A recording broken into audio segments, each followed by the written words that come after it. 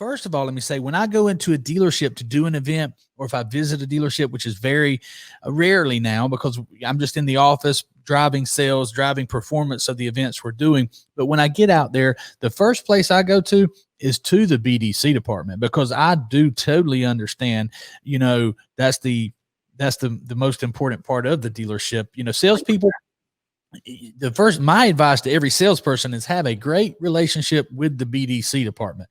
You need to be helping them, and you need to be acting like a BDC agent when you're not in the middle of your sales demonstration. So absolutely, 100%. Yeah. So, I love the BDC, and I always find those BDC people and tell them that if the owner of the dealership will let me, if he doesn't want me out on the sales desk, I'm going to get in a little cubicle, find me a computer in the BDC, and I'm going to be here for the entire time.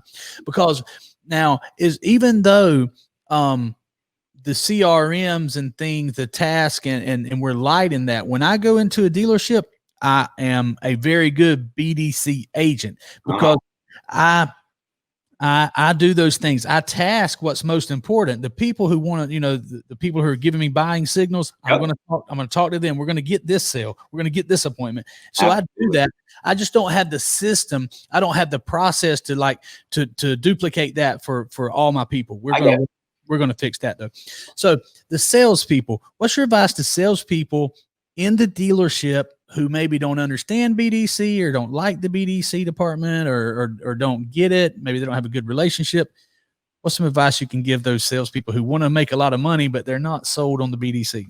Okay. Well, I'll tell you what, the biggest piece of advice for a salesperson, if I can give you one place to go every single day where you can go find a car deal, would you go there? I would. It's inside the CRM. That's where all the car deals come from. Yeah. And you got to be willing to do the things most salespeople aren't willing to do, so you can have the things most salespeople don't have. And I tell people it's got to be a mindset.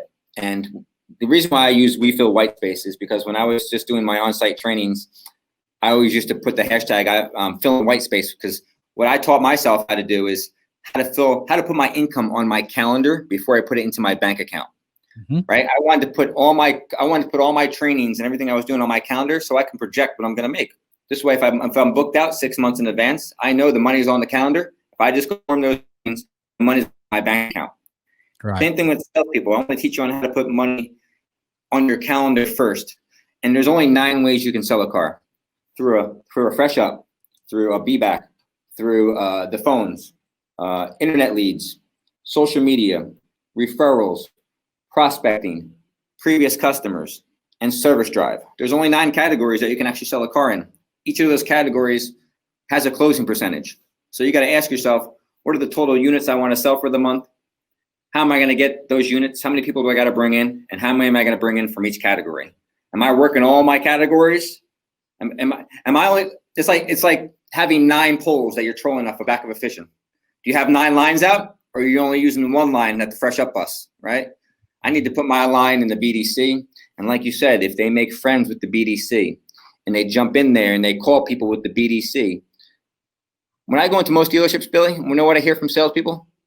Oh my God, John, he gets fed from the BDC. Mm-hmm. And I tell them, stop crying about John and figure out how to become John. Yeah, absolutely. By spending time with him. Absolutely, man. I totally agree. Now, let me think about this, though. You're saying the percentage, because I am an 80-20 guy. I like to cut out a lot of things. So are we creating more work if we're trying to work all 9 of those different ways? Mm-hmm. Or is it possible to focus on maybe half of them and increase the number of opportunities we have there? What about the underperforming percentages of where your leads come from? Okay. So if I'm a salesperson, I'm only going to have access to so many leads inside that system, and I got to find a way to get myself more access to them. So if I'm going to focus on the 80-20 rule, I'm going to stay away from the front door. Honestly, I've given the challenge out to my dealers. Listen, bring me into your dealership. I won't even go by your front door. I won't take a fresh up. I'll sit in your CRM tool and I'll outsell your staff. I promise you. Yeah. And the only reason is because it's a numbers game. Yeah. So if I'm a salesperson, I need to figure out how to get inside the BDC, inside the CRM tool, and then stacking those appointments. I'd rather spend all day stacking appointments for the week than sit by the front door praying that somebody's coming in. Absolutely, man. I'm glad you said that. You know, stay away from the front door. And look, only about 1 out of 10 people watching this as a salesperson will do that, but I promise you I would do it. And I've done it, man.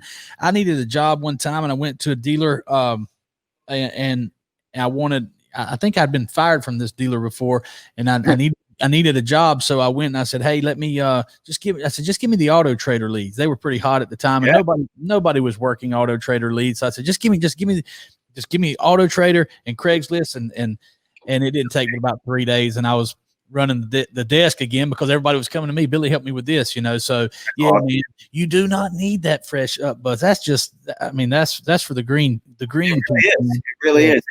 There's so much opportunity. I tell people CRM stands for Cash Revenue Machine.